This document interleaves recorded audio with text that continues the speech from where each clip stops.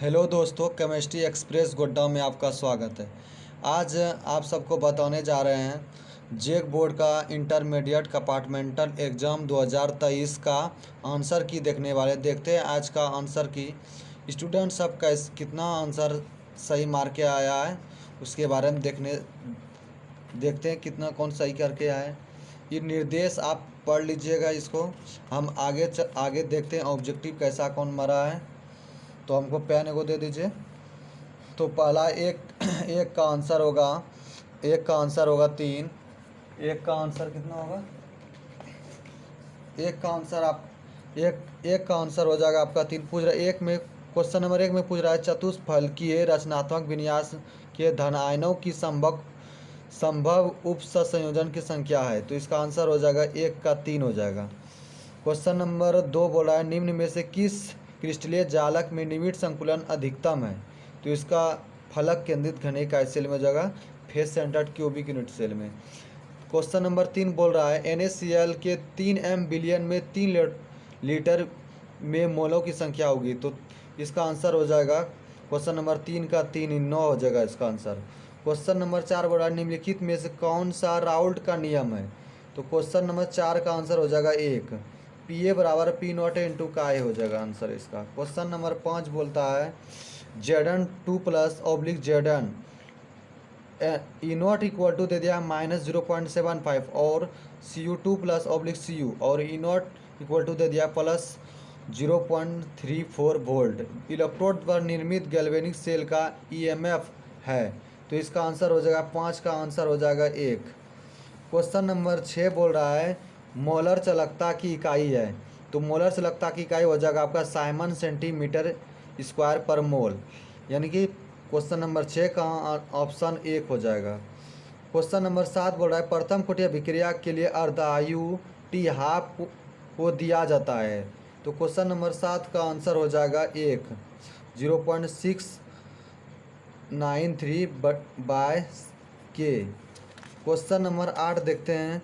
Question number 8 में पूछा है रेडियो एक्टिव क्षय अभिक्रिया की कोटि है। तो ये क्वेश्चन नंबर 8 का आंसर हो जाएगा 3 प्रथम कोटि अभिक्रिया। क्वेश्चन नंबर 9 में पूछा धुंध को लाइट व्यवस्था का एक उदाहरण है जिसमें, तो इसका हो जाएगा द्रव को गैस में परिक्षेपित। क्वेश्चन नंबर 9 का ऑप्शन हो जाएगा 1 आंसर होगा इसका। क्वेश्चन नंबर 10 बोल रहा है किस प्रक्रिया द्वारा जंतव चारकोल विलयनों को रंगीन अशुद्धियों को हटाता है। तो इसका क्वेश्चन नंबर 10 का आंसर हो जाएगा 4 अपोहन डायलिसिस। क्वेश्चन नंबर 11 कह रहा है गैलेना अयस्क है। तो गैलेना अयस्क होता है PB का, 11 का हो जाएगा 1 PB। क्वेश्चन नंबर 12 बोला है हॉल हेलार्ड विधि का उपयोग होता है। तो होता है इसका उपयोग होता है एल्युमिनियम के लिए, एल्युमिनियम के निष्कर्षण के लिए होता है। क्वेश्चन नंबर 13 बोल रहा है निम्न में से किस विधि का प्रयोग जार्कोनियम के शोधन के लिए होता है। तो ये क्वेश्चन नंबर 13 का ऑप्शन हो जाएगा 1 आर्केल मेथड। क्वेश्चन नंबर 14 बोल रहा है H4P2O7 में P की उपचयन अवस्था, यानी उपचयन अवस्था यानी मतलब आपको ऑक्सीकरण अवस्था पूछा, ऑक्सीडेशन स्टेट। तो इस 14 का आंसर हो जाएगा +5 हो जाएगा। क्वेश्चन 14 का ऑप्शन हो जाएगा 4 +5 आंसर। क्वेश्चन नंबर 15 में बोला है कि वह अम्ल जिसमें O- आबंध है। तो क्वेश्चन नंबर 15 का ऑप्शन हो जाएगा 3 H2SO8 आंसर हो जाएगा इसका। क्वेश्चन नंबर 16 बोला है अमोनिया के व्यावसायिक उत्पादन की प्रक्रिया विधि है। तो ये होगा हेबर विधि। हेबर विधि द्वारा अमोनिया का निर्माण किया जाता है। तो क्वेश्चन नंबर 16 का ऑप्शन 1 हो जाएगा हेबर विधि। क्वेश्चन नंबर 17 बोला है निम्न में से किस आयन का जलीय विलयन रंगीन होगा। तो इसमें V3+ वेनेडियम आयन का रंगीन आयन बनाएगा। वेनेडियम आयन क्या बनाएगा? रंगीन आयन। तो क्वेश्चन नंबर 17 का ऑप्शन B हो जाएगा V3+। क्वेश्चन नंबर 18 बोल रहा है Cr3+ क्रोमियम यानी Cr3+ Z बराबर 24 का इलेक्ट्रॉनिक विन्यास है।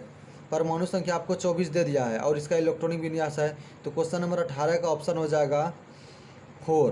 क्वेश्चन नंबर 18 का ऑप्शन हो जाएगा 4 argon 4s0 3d3। Question number 19 में बोल रहा है, क्वेश्चन नंबर 19 बोल रहा है निम्न में से कौन सा संकुल उप संयोजन समयाप्ता को दर्शा सकता है। तो क्वेश्चन नंबर 19 का आंसर होगा 3। क्वेश्चन नंबर 19 का आंसर ऑप्शन होगा 3, CrNH3 होल 6 हो जाएगा और ये हो जाएगा COCN का होल 6। ये क्या करेगा, आपको उप संयोजन समझौता को आइसोमेरिज्म को दर्शाएगा, कोऑर्डिनेशन आइसोमेरिज्म को दर्शाएगा। क्वेश्चन नंबर 20 बोल रहा है कि sodium ethyl alkoxide plus ethyl iodide acetone से अभिक्रिया करेगा तो बनाएगा ईथर का फॉर्मेशन करेगा और प्लस में NaI बाहर निकालेगा, तो ये अभिक्रिया होता है विलियमसन संश्लेषण अभिक्रिया।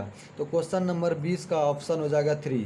क्वेश्चन नंबर 21 बोला SN2 अभिक्रिया के प्रति निम्न में से कौन सा अधिक द्रुत क्रियाशील, यानी द्रुत मतलब होता है फास्ट, सबसे अधिक फास्ट किस में होगा।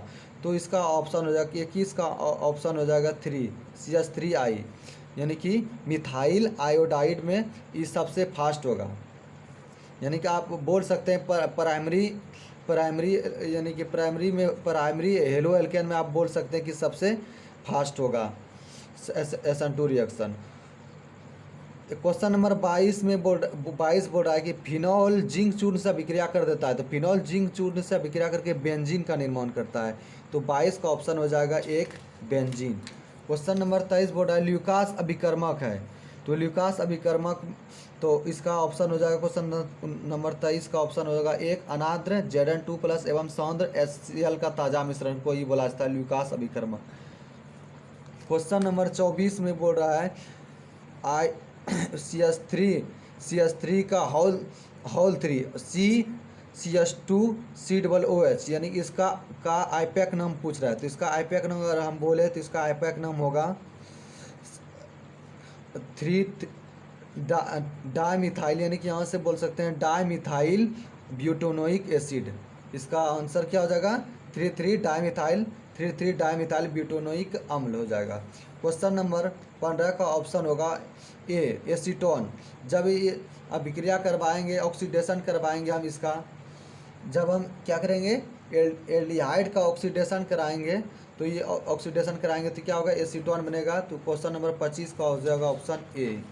क्वेश्चन नंबर 25 का ऑप्शन कितना हो जाएगा ए, एसीटोन। क्वेश्चन नंबर 26 बोल रहा है कि वह अभिक्रिया जिसमें एल्डिहाइड जिनमें अल्फा हाइड्रोजन नहीं होते हैं सौंद्र क्षार की उपस्थिति में गर्म करने से स्व ऑक्सीकरण व अपचयन की अभिक्रिया प्रदर्शित करते हैं कहलाती है। तो इसे हम क्या कहते, ये जिसमें अल्फा हाइड्रोजन नहीं होता है वो कहलाता है कैनिजारो रिएक्शन। क्या कहलाता है कैनिजारो रिएक्शन। तो क्वेश्चन नंबर 26 का ऑप्शन कितना होगा 2, कैनिजारो रिएक्शन।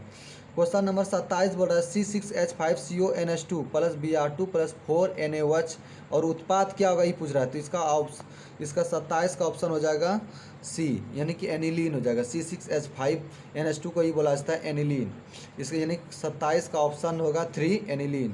क्वेश्चन नंबर 28 में बोला सेंडमेयर अभिक्रिया के लिए अभिकर्मक है, तो सेंडमेयर अभिक्रिया के लिए होता है CuBr और कैटलिस्ट में होता है HBr, यानी कि 28 का ऑप्शन 2 हो जाएगा।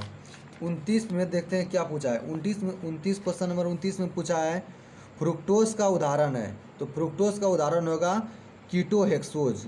अगर यहाँ पूछता कि ग्लूकोज का उदाहरण है तो होता क्या एल्डोहेक्सोज।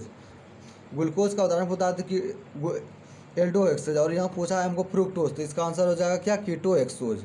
क्वेश्चन नंबर 30 पूछा जल में विलेय विटामिन है, तो जल में विलेय विटामिन होता है विटामिन बी, यानी कि 30 का हो जाएगा option number 4, vitamin B. Question number 31 में बोला है प्रोटीन बहुलक है, प्रोटीन बहुलक होता है एमिनो अम्ल का, इसका बहुलक होता है एमिनो अम्ल, यानी 31 का ऑप्शन हो जाएगा 3, एमिनो अम्ल। क्वेश्चन नंबर 32 बोल रहा है रबर प्राकृतिक बहुलक है। रबर होता है आइसोप्रीन बहुलक का, आइसोप्रीन एकलक का होता है क्या, आइसोप्रीन एकलक का होता है। रबर बहुलक जो होता है किसका होता है, आइसोप्रीन एकलक का होता है बहुलक। क्वेश्चन नंबर 32 का ऑप्शन 2 हो जाएगा। क्वेश्चन नंबर 33 बोल रहा है वैद्युत स्विचों को बनाने में किस बहुलक का प्रयोग किया जाता है, तो इसका प्रयोग किया जाता है बेकेलाइट का, इसका प्रयोग किया जाता है बेकेलाइट। 33 का ऑप्शन हो जाएगा 1। क्वेश्चन नंबर 34 बोल रहा है वो 1% फिनॉल का घोल होता है, तो ये होता है निसंक्रामक। क्या होता है? निसंक्रामक। और यही अगर ये पूछ देता कि 0.25%, अगर यही पे यहाँ पूछ देता 0.25% फिनॉल क्या होता है, तब होता क्या? एंटीसेप्टिक। तब क्या होता है? एंटीसेप्टिक। लेकिन पूछा गया क्या? 1% फिनॉल का घोल, तो क्या होगा? निसंक्रामक होगा। यानी कि 34 का ऑप्शन 2 हो जाएगा। क्वेश्चन नंबर 35 बड़ा, रासायनिक यौगिकों का वह वर्ग जिनका उपयोग तनाव तथा छोटी या बड़ी मानसिक बीमारियों में किया जाता है, तो इसका आंसर हो जाएगा प्रशांतक। प्रशांतक हो जाएगा इसका आंसर, यानी कि 35 का 3। तो आप सब मिला लीजिए कि आप कितना सही मार्क के आए। अब आंसर आप सीट मिला लें, आंसर की पूरे बता चुके हैं। और अगर और भी देखना चाहते हैं तो मेरे चैनल को सब्सक्राइब कर लें और लाइक कर दें। धन्यवाद।